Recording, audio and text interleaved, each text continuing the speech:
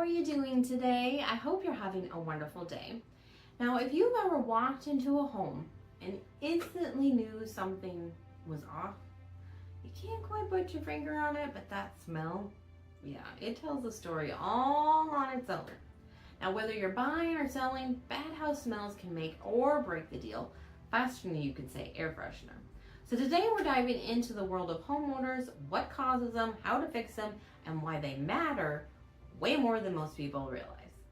When buyers walk through the door, their nose reacts before their brain even does. Now, studies show that scent is directly linked to memory and emotion. So a bad smell doesn't just say something stinks.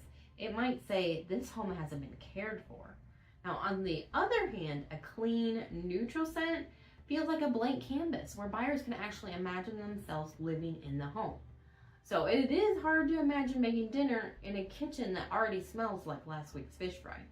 So I encourage sellers to remember scent when preparing their home, whether that means when you're really just starting the process and you're cleaning stuff out and decluttering, or also just saying, hey, getting a phone call from me that says, hey, you got a showing in an hour and you do like a 15-minute pickup.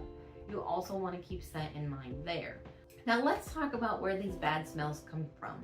Now, I'm sure you're going to be expecting to hear that the number one cause is pets. Most homes are going to have pets. We love our animals, but our buyers don't always love the scent of them that stays behind. You can have everything from wet dog, litter boxes, or the I have a cat but I forgot to mention it odor that can definitely be a deal killer. And right behind that, it's going to be smoke, whether it's from tobacco, candles, incense. That's going to really stick into those walls, carpets, and even get into your ductwork. And then there's plenty more, mildew or worse in the walls in the basements, cooking odors that can linger, or maybe it's just that mysterious old house smell that comes from dust and humidity and just time itself. Now, just because you don't have pets or you don't smoke does not mean that you don't have a smell to your house. And so that's really important to be aware of, because sometimes sellers get nose blind. You live with certain smells for so long you stop noticing them, but buyers, they are going to notice everything because it's the first time in their home. So they're going to catch all the bad stuff, including those smells.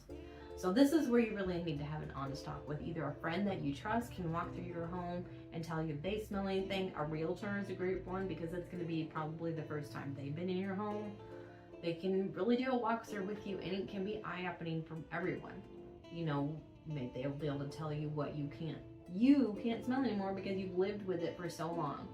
And it's definitely going to be better to hear from your friend or your realtor than from a buyer who sets up that showing and comes to see your house and walks in and walks right back out because that smell is just too overpowering. Now, me personally, I definitely have some problems with nose blindness. As a smoker's wife, a pet owner, I am much less sensitive to smells. But usually when I go into somebody else's house for the first time, I can smell it.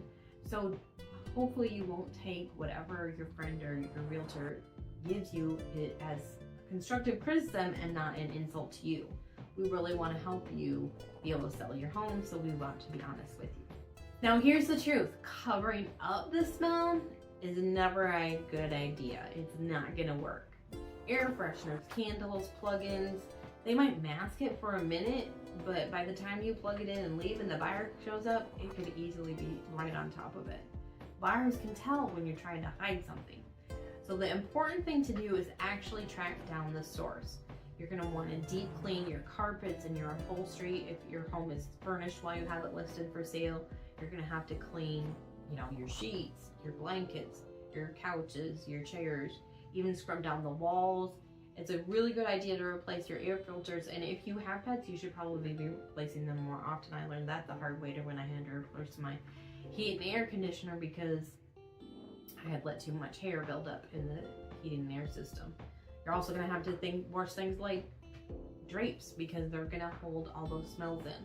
Now, if you're looking at more like a pet odor, you're probably going to have to use an enzyme-based cleaner because it's not just on the surface. It really gets down in there, in the carpet, in the pad, and that really breaks down the source instead of just covering it up. Now, if you have more like a musty smell, that's really where moisture gets involved. So you're going to need to use a dehumidifier, air purifier, maybe more than one dehumidifier depending on the size of your home or what part of the house that it's in. Now, sometimes it's worth bringing up a professional cleaning crew to do a deep refresh before listing. because it may be, again, it would give them a chance to give you a reference on what you need to do, or they might be able to find the actual source and better eradicate it rather than just doing personal clean. Now, personally, from my experience, I had a house that was an investment that I bought that by the time I got the people out of the house, there was about a dozen cats left behind. And they were smokers. So it was a really smelly house. But one of the things that I did was have the ductwork professionally cleaned. We also sealed the floors or replaced it depending on what part of the house it was in. And we had to put a couple coats of paint on to cover up some of the stains that were left behind, as well as sealing the odors. So that all helps with getting those odors control, but it is important that you don't just work on covering it, but actually try to eradicate it first. Now, the most common areas of a home that you're gonna find these bad smells are the kitchen, bathroom, and basement. And why? Because that's where the moisture is, and that's where those smells can really bloom. So in kitchens, you're gonna often find those cooking smells, the grease and the old food that can stick to the walls of the cabinets. Of course, that's most often where the garbage can is too. So if that's not being taken care of, that's why those smells are really gonna stick there. Now the bathrooms are even more moisture, because in the kitchen you just have the sink and the dishwasher. But when you get to the bathroom, you got the toilet, the sink, the shower, the bathtub, all of that constantly creating moisture throughout the day. So it can get a little musty, it can get a little mold, and then of course basements are gonna have that damp, kind of something's growing kind of smell. So in these moisture related places or the moisture related scents, it's really important that you get that ventilation and that moisture control underhand. Like I said, open windows can really help, just to, depending on the time of year, obviously if it's already hot and humid outside, opening the windows is not going to be helpful. But running fans, ceiling fans can really help. And you want to make sure that you fix any leaks, because that's going to definitely be causing more moisture smells. If you have any leaks in any of those kitchen, bathrooms, or basement places, whether that's from groundwater or from the water from the home, and it's just going to continue to cause that smell, and it's probably causing much more damage to your property, whether that's floors or walls or whatever. So you'd be amazed at how much fresher a home feels when the air can actually move. And that is another reason why you'd want to keep your heat and air, the electricity on, and have the heat and air going, because of that circulation. It really does make the difference with the smell. If you don't want to run the heat or the air, you can just have the fan on all the time instead of on auto. And sometimes if it is moisture, I would highly encourage you to have the air conditioner running, because that's going to help dehumidify the air. And also just with the heat on, it also obviously is going to dehumidify the hair. So keep all of that in mind, that it's not just about the smell, that it can cause damage and it can make your property disintegrate if you're not careful about it. So it is kind of a warning sign to you when you get that smell. So that's another reason to dive in and find the actual source. Certain smells actually influence how buyers feel about a home in a positive way. Now, a clean, subtle citrus or linen scent suggests freshness, like laundry just taken out of the dryer. Now, if you want to go another direction, a faint smell of baked cookies or vanilla can make a space feel warm and inviting, like you're actually going to offer them cookies. But go easy on strong fragrances that can do the opposite and turn a buyer away because it's being too strong. The goal isn't to create a perfume counter, it's to make the home smell naturally clean, neutral, and comfortable. Now, I've certainly had customers that I've shown houses to that have been allergic to scents or the alcohol in the scents. So you definitely want to be careful about using your favorite scent and sticking to those more neutral scents that are pretty universal about, like fresh baked foods. You can actually put the cookies in the oven so that they're ready to go, or you can use just like something like a simmer pot that's more like cinnamon and vanilla. But either way, those are really good ideas to give that buyer a positive experience.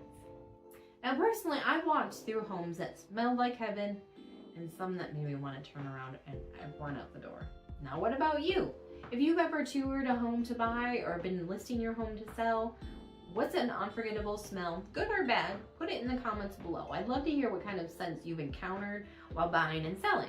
You'd be surprised how many people can relate. So if you're selling, what have you used to make your home smell great? Have you used a simmer pot? Do you use scent melters? Do you bake the cookies? Now, in real estate, smell is silent but powerful. It can whisper, "This is home," or scream, "Run away."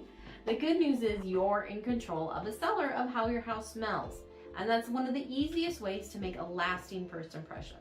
So before the next showing, take a deep breath, literally, and see what your place smells like. Because a home that smells fresh feels fresh, and that's what sells. Now, if you are getting ready to list your home, watch this video about common mistakes in selling. You'd be amazed at how often a good cleaning can turn into a good offer. Thanks for watching and have a blessed day.